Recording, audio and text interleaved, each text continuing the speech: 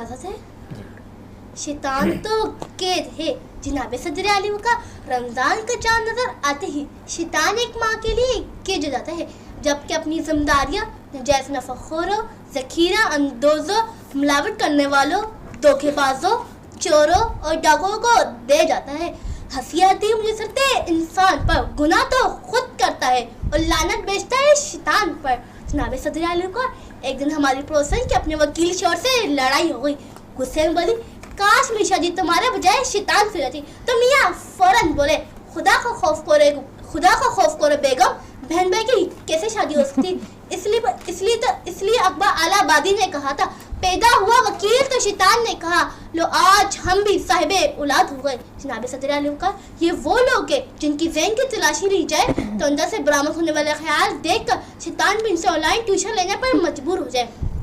जनाब सदर आलिम का हमारा एक सैयदान हज करने गया, शैतान को कंकर मारने लगा तो आवाज़ आई, ओ भाई तुम तो अपने थे, तुम्हें क्या हुआ। इसी तरह फैसलाबाद का जुगटबाज हज कर आया तो किसी ने पूछा, क्या शैतान को पत्थर मारे। तो जुगटबाज कहने लगा, पत्थर मारने का मौका तो नहीं मिला पर गला चंगी कटेगा। जनाब सदर आलिम का कहते हैं रमजान में शैतान कैद जाता है तो ग़िज़ा में कत्लेआम कौन कर रहा है, कराची में मोबाइल कौन छीन रहा है, कच्चे के इलाकों में बेगुनाह को कौन अगवा कर रहा है। जनाब सदर आलिम का हम शैतान को अपना दुश्मन तो मानते हैं पर दो से ज्यादा इसकी बात मानते हैं। कहते हैं कि बेकार लोगों के दिलों में शैतान फौरन कारखाना खोल देता है। हाय अल्लाह, इस वक्त हमारे मुल्क में बहुत से कारखाने हो गए, फिर इतने लोग बेरोजगार हुए। आखिर में सिर्फ इतना ही कहना चाहूँगी कि हर गुनाह के पीछे शैतान नहीं होता, बस यही बताने आता है रमज़ान। बहुत बहुत शुक्रिया। हुसैन जदून साहब क्योंकि मुख्तलिफ इवेंट्स में भी जजेस के फ़राइज़ सर अंजाम दे रहे होते हैं, माशाल्लाह इन्होंने अपना वर्क मुकम्मल कर लिया था। हम तो क्या है इनके पास बड़ा मुश्किल काम था जो हमारे जज ने मुकम्मल कर लिया है। सो बिला किसी ताख़ीर चलते हैं हुसैन जदून साहब के पास। सर मैं आपको एक दफ़ा दोबारा बता दी चलूँ, पहली हमारी कंटेस्टेंट थी दुआ, दूसरी थी मायरा और तीसरी थी महरोज़। तो काइंडली आपसे दरख्वास्त करेंगे क्या रिजल्ट्स हैं और क्या कहना चाहेंगे इन तीनों के बारे में। अच्छा, ये जो स्पीचेस थी बहुत आउट क्लास थी, इसमें डिसाइड करना थोड़ा सा मुश्किल हो गया है कि कौन फर्स्ट आएगा कौन सेकंड आएगा।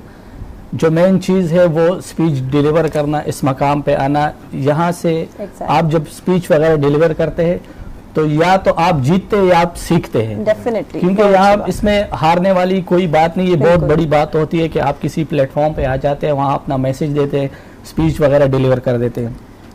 और बाकी स्पीच में कुछ चीज़ें हम उनको देखते हैं, जैसे आई कांटेक्ट हो गया, इसके अलावा बॉडी जेस्चर और जो आप डिलीवर कर रहे हो, वॉइस क्लैरिटी हो गई। फिर इसमें आपको वॉइस की पिच देखनी होती है कि कहाँ पे आपने वॉइस को बढ़ाना है, कहाँ पे कम करना है। तो माशाल्लाह ये बच्चे इन्होंने जो डिलीवर किया बहुत ही आउट क्लास स्पीचेस दी इन्होंने।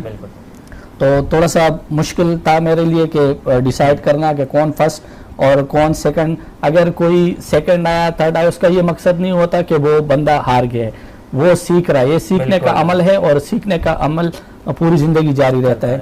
फिर मायरा थी जिनका टॉपिक था शैतान तो कैद है, मारो हो। सेकंड जो है वो जो फनी स्पीच थी वो बहुत उसका जो कंटेंट था वो बहुत अच्छा था, तो वो मायरा है। और ह्यूमरस स्पीच करना इट्सेल्फ एक बड़ा मुश्किल टास्क है, लोगों को हंसाना। एग्जैक्टली दैट इस एज में स्पेशली बहुत मुश्किल काम है। बिल्कुल ऐसे है माशाल्लाह। तो ये रिजल्ट था जो हो गया। बहुत शुक्रिया और तमाम कंटेस्टेंट को बहुत बहुत मुबारक हो। तमाम बच्चों ने बहुत ज़बरदस्त एफर्ट्स